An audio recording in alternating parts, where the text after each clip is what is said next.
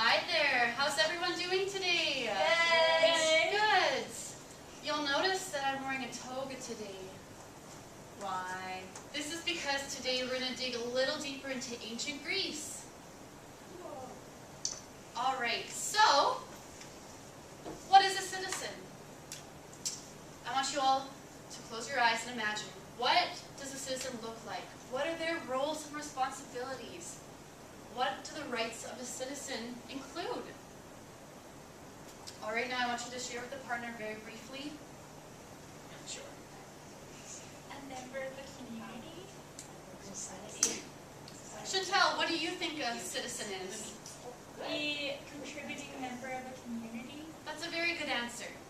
And we will learn that a citizen is not the same as we think it is today. It is very different 2,500 years ago. So, last day, we took a look at the geography of ancient Athens. We found it on the map. We also took a look at the oceans and the seas that surround it. So we know that the Mediterranean Sea surrounds Greece. But what ocean is the Mediterranean Sea connected to? Taryn? Atlantic. That's right, you remember. Good. I didn't know that. So, does anyone else have any questions about last day's class? No? Okay, so we will look at our lesson overview then. So, today we're going to look at how the identity, status, and class structure impacted citizenship in ancient Athens. So, students will describe the role of a citizen and other classes in ancient Athens compared to present day. We are going to take a look at what the difference between a citizen and a metic is. Students will demonstrate knowledge of the lesson's vocabulary. So we will have a little scavenger definition hunt, and we will use our textbooks to look for vocabulary because the terms in this unit are a little more trickier, so this will help us. And finally, students will evaluate where citizens fit in the social hierarchy. Our final project will include us taking a look at the different ranks of people in society, and we will figure out where we would place them. Okay? So for our notes today, we're going to take some fill-in-the-blank sheets. Woohoo! For my PowerPoint here. There you are. Thank you. You're welcome. Okay. So we're going to be looking at 4 different classes of people. One including slaves. We're also going to be looking at men, women, and children in ancient Athens. So, slaves were men, women, and children owned by other people. They could be bought or sold, and they were often people captured in wars. Can you imagine? Their jobs and value depended on their education, skill, age, and strength. Now these slaves, they could not vote, and they could not own land. They also could not make decisions about their owners, their work, or their location. So these slaves had it pretty rough. Children in ancient Greece, well, boys and girls had different responsibilities based on their gender and their class. These children were trained for these responsibilities. So boys who were not slaves could go to school and were expected to have military training. Girls were expected to stay home and learn household skills. Boys from less wealthy families often did not attend school. Instead, they held family businesses such as farming or sandal making. Can you imagine? If you were a girl in society, you had to be followed around by a male relative in order to go anywhere. And you couldn't even attend school, ladies. We would. I still really want to go to Greece. So now we're going to talk about the differences between what a citizen and a metic is by looking at men. Okay? So, men who were citizens were free men who were born in Athens. Alright, they had an Athenian father and Athenian mother, and that made them a citizen. Women were not allowed to be citizens, only men, and men were expected to serve in government positions, to vote, and perform military services. Citizens could send their sons to school, and they could own property. So you see, citizens have a lot of responsibilities, but also a lot of rights. Now when we take a look at medics, men who were considered medics were technically foreigners in Athens, okay? Even if one parent was born in Athens and one parent was born somewhere else in Greece, nope, you were not a citizen. You were considered a medic. Yes. Medics were expected to perform military service, so there's some similarities between them and citizens, but they could also send their sons to school. However, they could not own property without permission, they could not vote or hold government positions, and they also needed a citizen to sponsor them, or else they could become enslaved. Although medics could not participate in government, they could try to influence what citizens thought and did. So in a way, they are participating in government. Now we're going to look at the women of ancient Athens. Women who were not slaves also belonged to two classes. You were either Athenian-born women or you were a medic. So notice how with men you were either a citizen or medic. Well, remember, women can't be citizens because they're women. I don't agree with that, but so really the only difference between Athenian women and medics is that Athenian-born women could own property and medics could not. However, otherwise their roles and responsibilities were very similar. Women in ancient Athens were respected caregivers and home managers. They had little independence, however. Men accompanied them outside the house, as I mentioned earlier, and approved much of their purchases.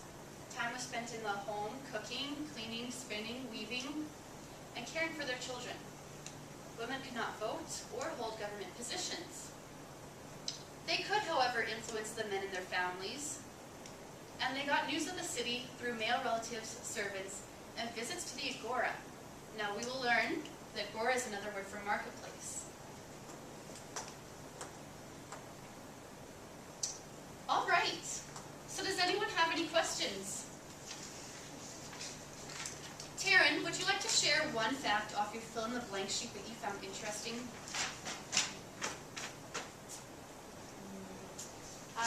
Their jobs and value depended on their education, skills, age, and strength for slaves. That's a good one. So then, why do you think an educated slave might be worth more than a manual laborer? Because they could create more wealth for the owner. Absolutely. Thank you. Chantel, how do you think ancient Athenians viewed the roles of women? Women worked only as homemakers and to cook and clean and raise their children. Yes, I agree. So then how does this differ from women in today's society? It's not really like today. Today we can have jobs and we can pursue our own passions. Mm-hmm. Thank you, Chantel. Noemi,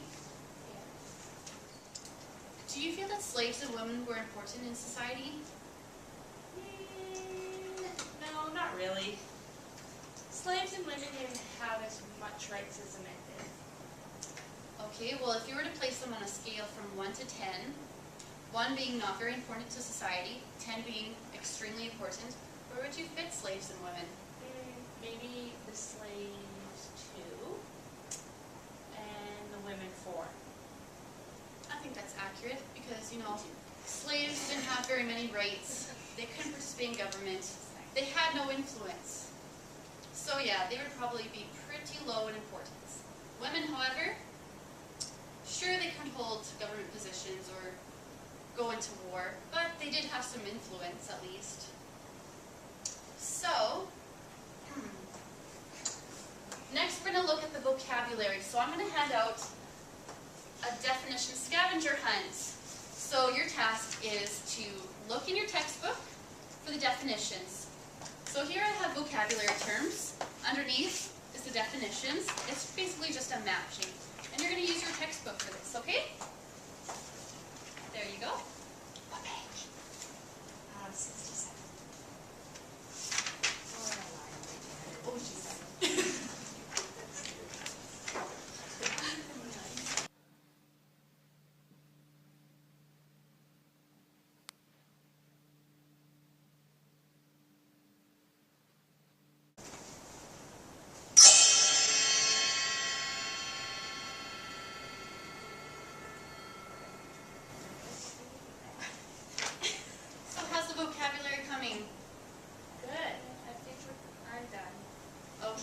Well, shall we check our answers then? Okay, so can anyone tell me what they got for number 1? E. E, the proletarian? Yeah. Alright. It's a council of 500 members, also called the Council of 500.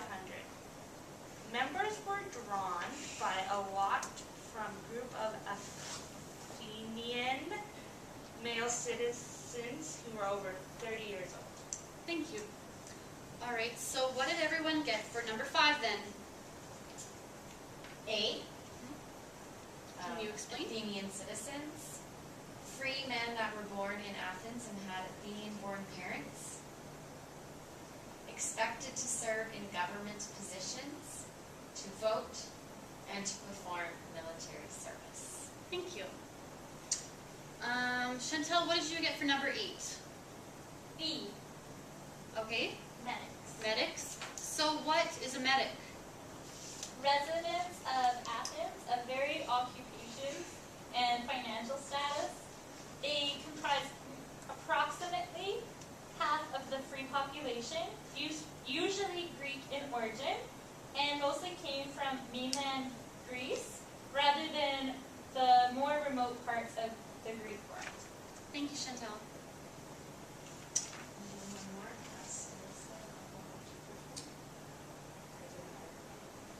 Okay, Melissa, can you please explain hierarchy? It's a system in which people are divided into groups because of their status. One group is ranked above the other. Whatever. Thank you so much, you guys. You guys did a great job with this.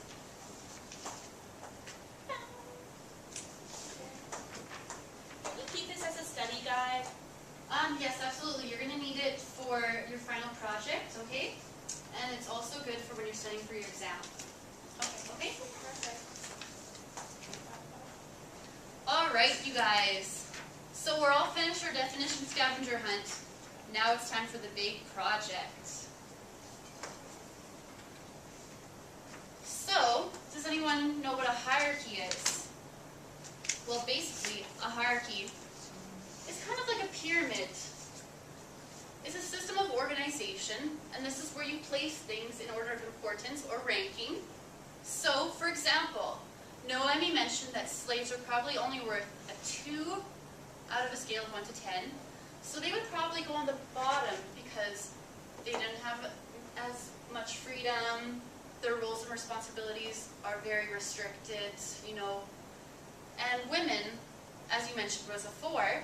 So they would probably go a little higher as they did have some influence, but they still had very few responsibilities.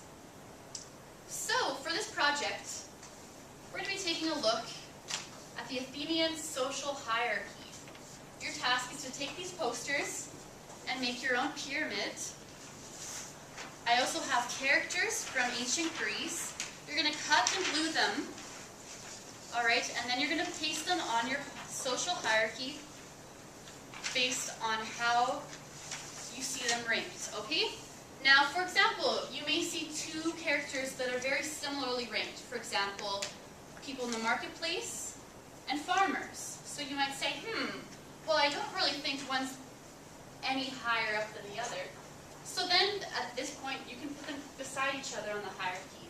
And that's totally allowed. So does anyone have any questions? No? Okay, well, you guys can get started on that then. How much time do we have? You have until the end of class. All right?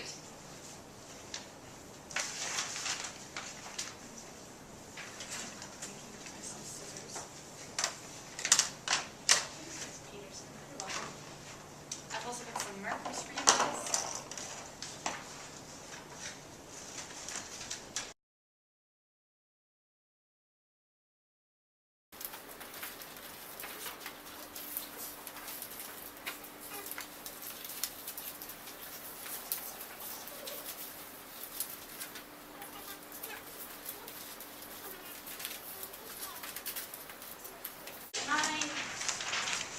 Wow, you guys, those posters look amazing.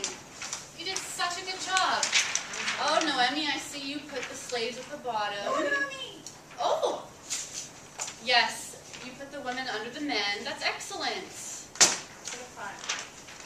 job, Chantel.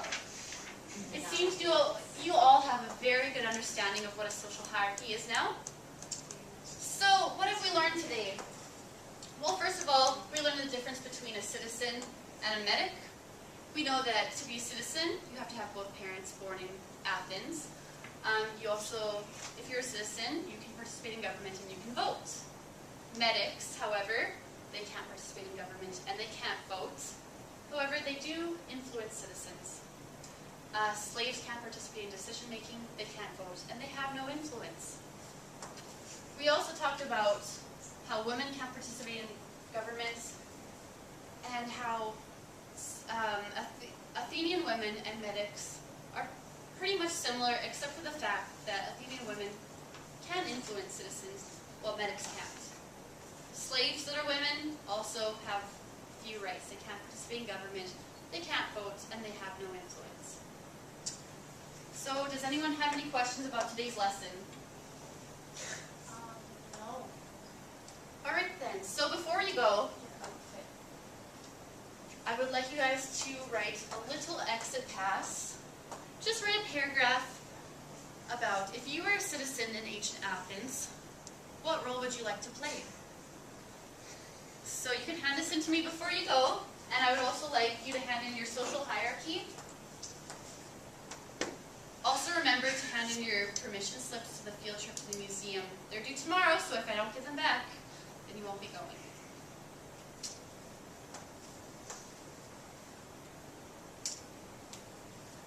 Alright, yes, Chantel. I just have a question. Yeah, what's your question?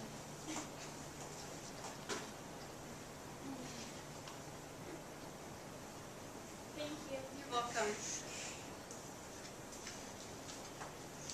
Thank you guys for participating in today's class. I'll see you tomorrow. Thanks, Ms. Peterson. Have a good day, guys.